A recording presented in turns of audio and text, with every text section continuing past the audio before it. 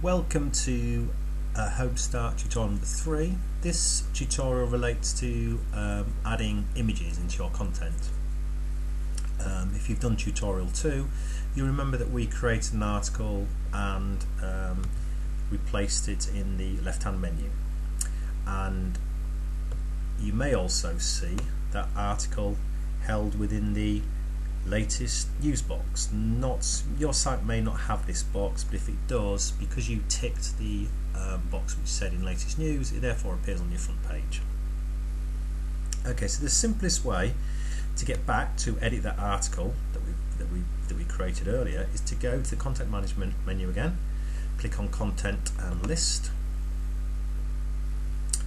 and there's our story. So we click on edit, and here's the story as we left it. Now let's untick this show in news box because this is just an experiment, so we don't really want it to appear on the site. Right, so here's our text from before. Let's just get rid of this space.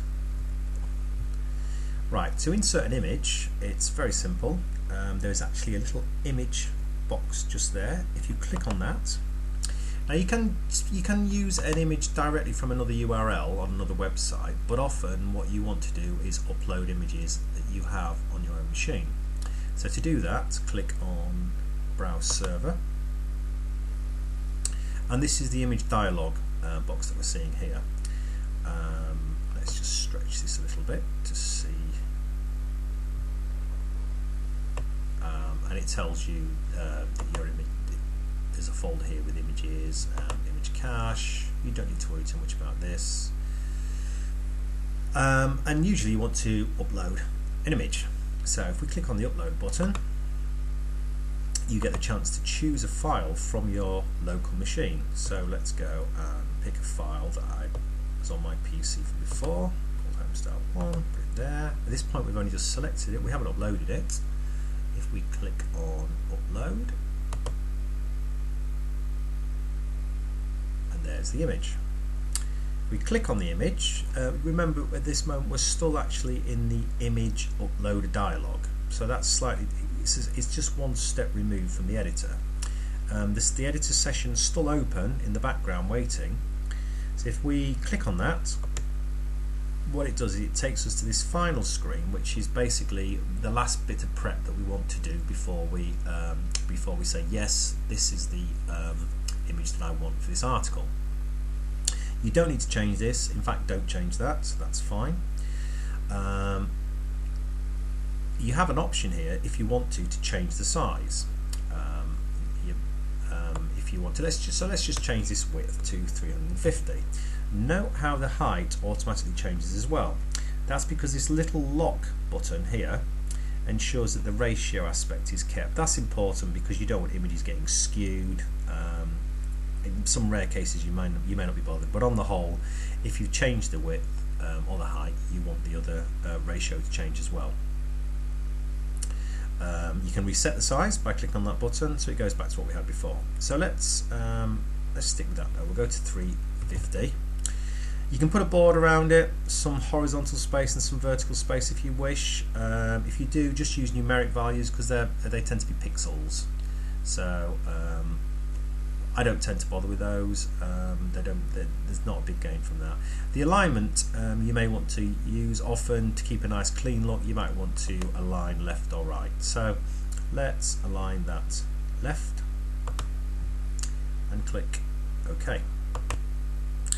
And there you have it, the image. In fact, let's use our full screen view that we introduced previously.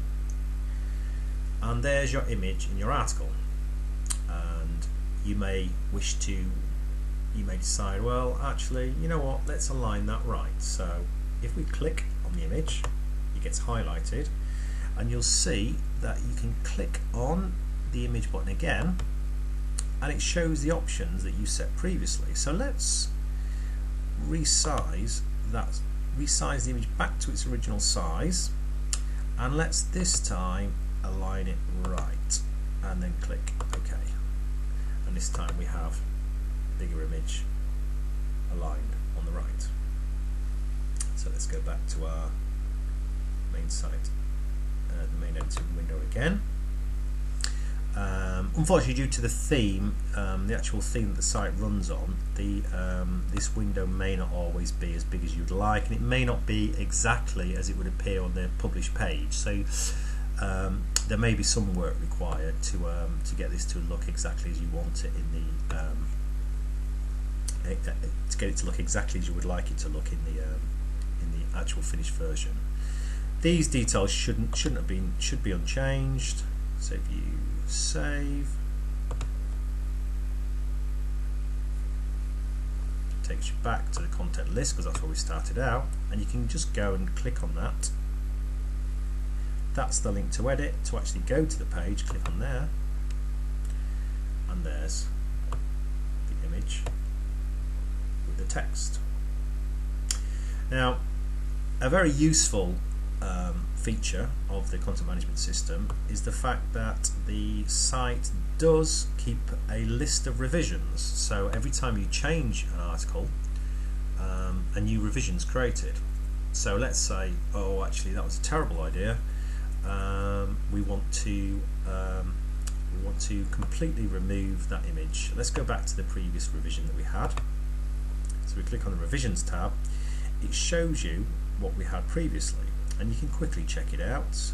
Go and click on that link there, and that's how it was before we added the image. So let's go back and say, you know what, actually I will revert back to that. Are you sure you want to revert to that revision? Revert. It's now reverted back, and as it's telling you, this is the current revision that you can click on, and that's how it now looks. And there is the page. That ends the third tutorial, which is adding images to content. I hope that proved useful, and please do look at the other tutorials. Thank you.